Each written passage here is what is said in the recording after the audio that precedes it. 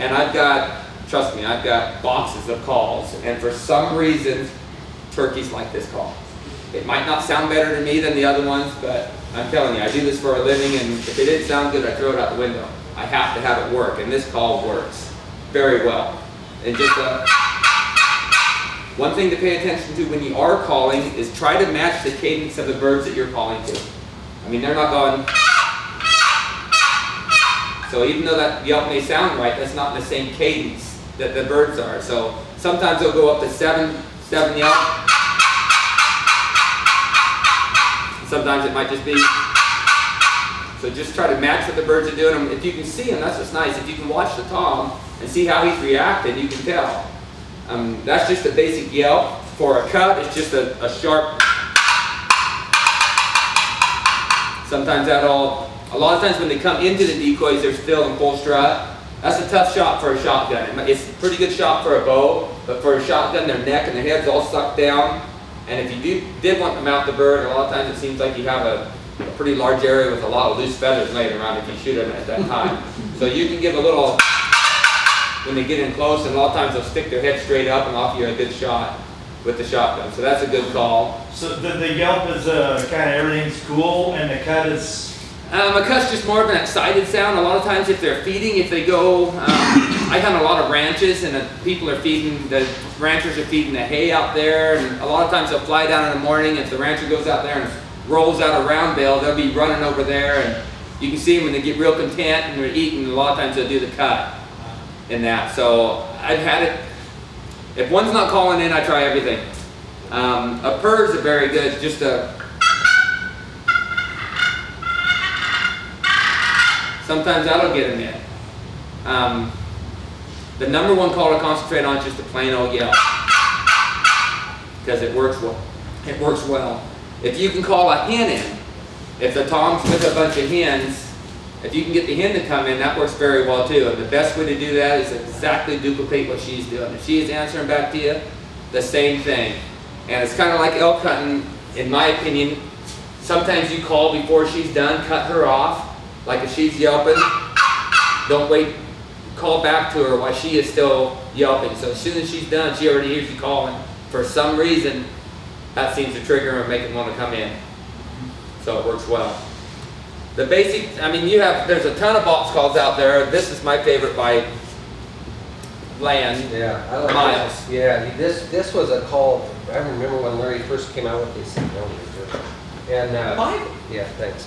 And this was the first that I know of. He came out with these quite a while ago. Yeah. It was right at the end of his kind of call production career when he started doing things with on the TV and with Bow Hunter magazine and so forth. So he made these and just didn't get them out there. People just didn't know about them. But this, you know, here in Western Oregon where we have so much rain and so much moisture in the air, this is a call. Even the fall. Sorry, Dave. You can take this. This isn't a chalk coated box. Okay, there's a special coating on this. You can even take and rub that in there. Of course, your call's never going to get that wet. But the neat thing about this call is it'll work wet. I mean, we could have this thing literally sitting in a bucket of water up here for a half hour, pull it out, and it's still going to work.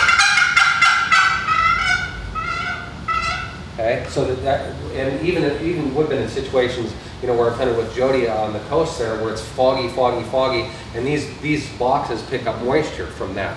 And a regular wood box, the tone will change. It's going to be a lot more muffled, a lot softer. And then it'll just go dead. Yeah, it will. And one of the neat things I like about this is because, you know, it's going to work when it's wet.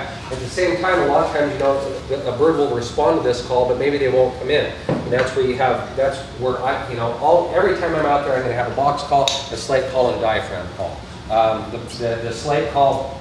Again, is this the 14th one that again Jones Calls makes here, and again this is one that Jody and I worked with for about a year to get where we wanted, mostly him. But again, you know, a little bit different frequency, I guess, a little bit different tone than what you're going to get with your box call, and that can be a good thing especially if you're calling together, you know, with a buddy to try to simulate, you know, a group of birds communicating with one another. Or if you just want to throw out a different sound, you can get the yelps like this. You can get a high pitch. You can work a little bit more towards the center of the slate. Get a little bit lower pitch. can do your purrs.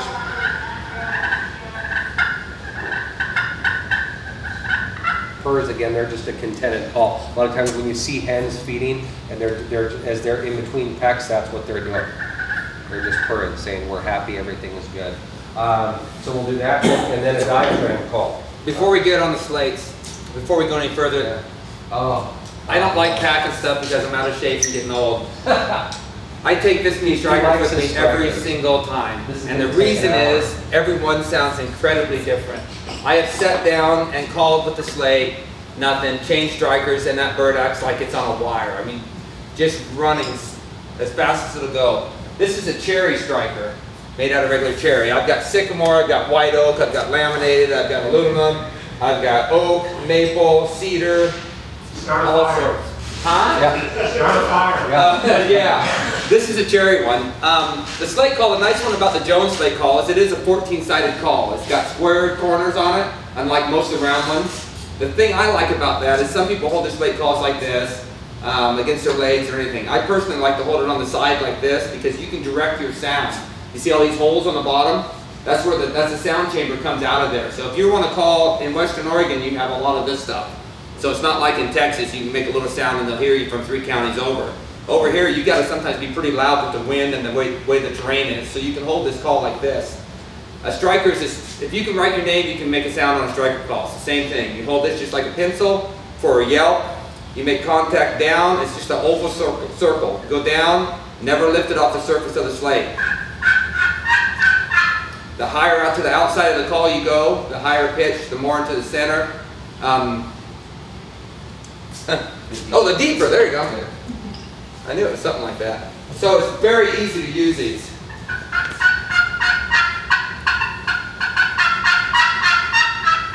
The pressure you put down on it, sometimes a lot of beginners when they pick it up will hear that kind of a raspy sound. You're not holding the striker tight enough in your fingers and it'll sit there and vibrate and give that little bit of sound. If I hold it like this and cover it up, it'll muffle it a lot more, so a lot of times when you get in closer, you can just set it on your knee and go ahead and do it. But don't be afraid to use different strikers. These are an all-weather call with the right striker. A wood striker was just like a wooden box, they won't. But this is a aluminum one with some kind of special. Can you tell the difference in sound just from changing strikers? So it makes a lot of difference on what striker you use with the calls. And as Scott was mentioning with the diaphragms, which he uses probably 90% of the time. You done with my water? Yeah. This is just a 2-reed diaphragm call here. Again, there's nothing fancy about this, but diaphragm calls just come down to practice. A lot of guys don't like using them, a lot of guys do. When we're bow hunting, I like using them because if I want to try to get that